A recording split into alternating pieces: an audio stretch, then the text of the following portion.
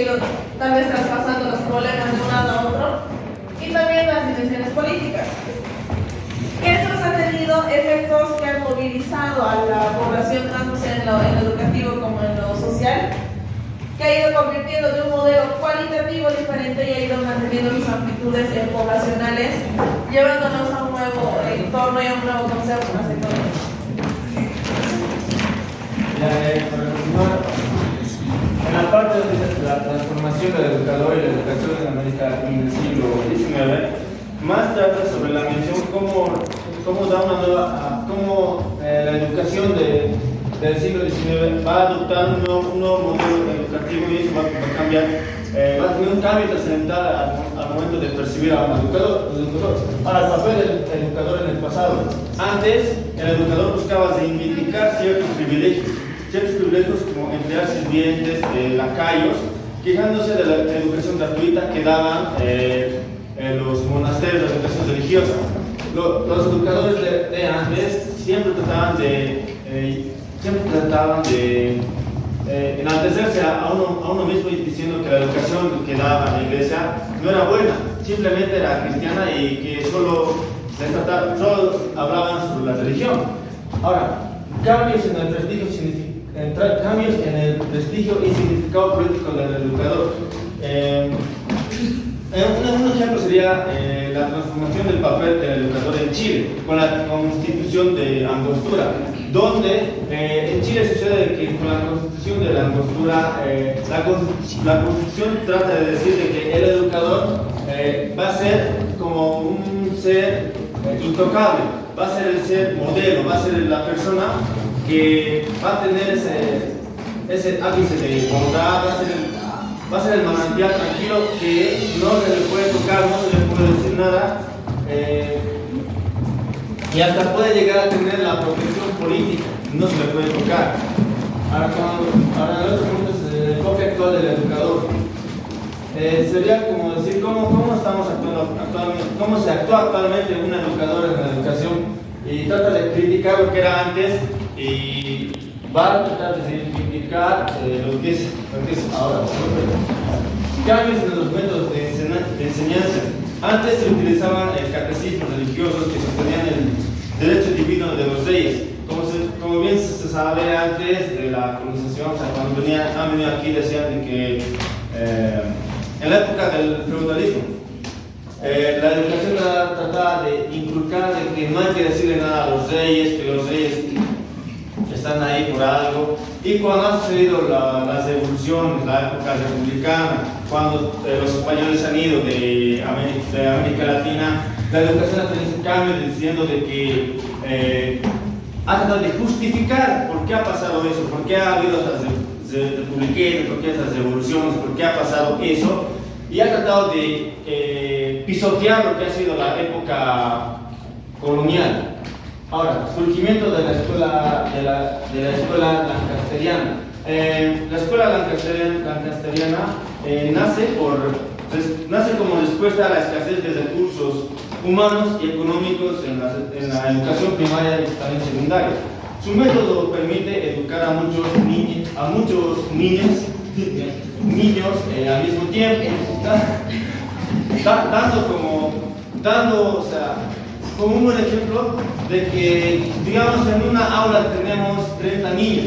De los 30 niños, 4 son los que responden de buena manera, y a los 4 los puedo designar un grupo de niños, y así educar más rápidamente. Y para la difusión de la escuela lancastriana, para resumir, este tipo de escuela en América Latina ha sido puesta en México, Chile y Argentina.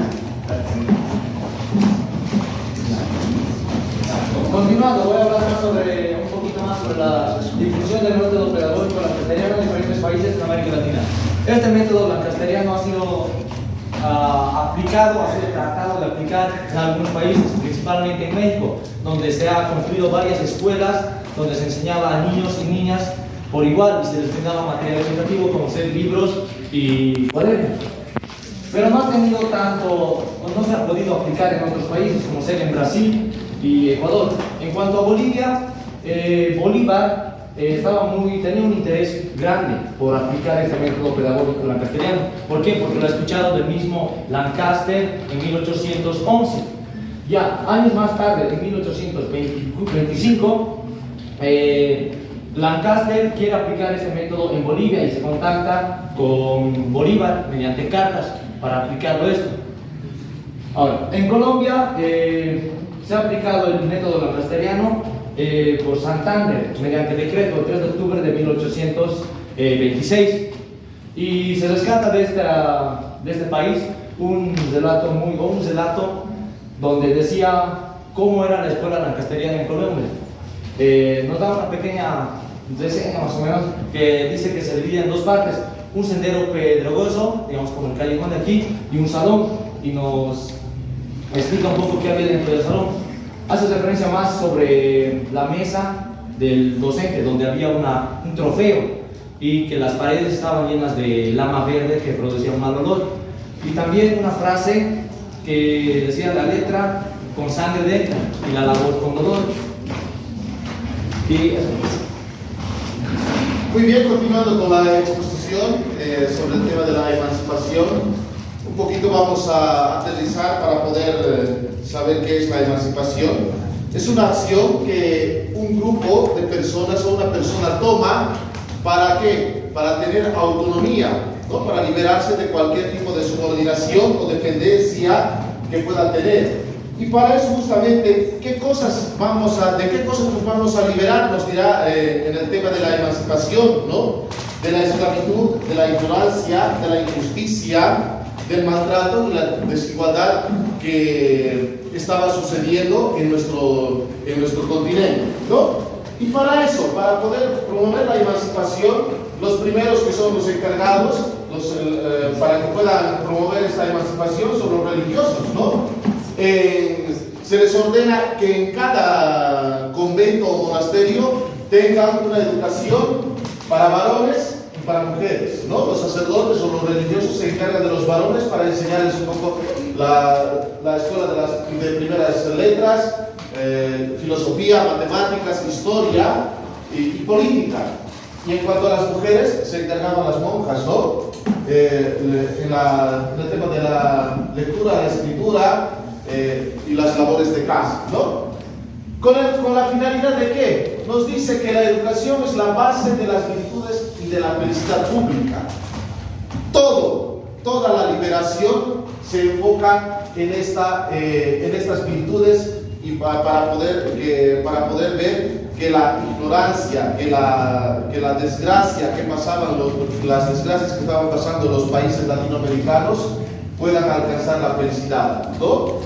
Segunda partecita, dice que los súbditos, ¿no? De la monarquía española tendrían que saber leer y escribir. ¿Para qué? Para poder salir de esa desgracia, de esa ignorancia, para que puedan ser personas cultas, personas que ilustren a la nación. Muchísimas gracias.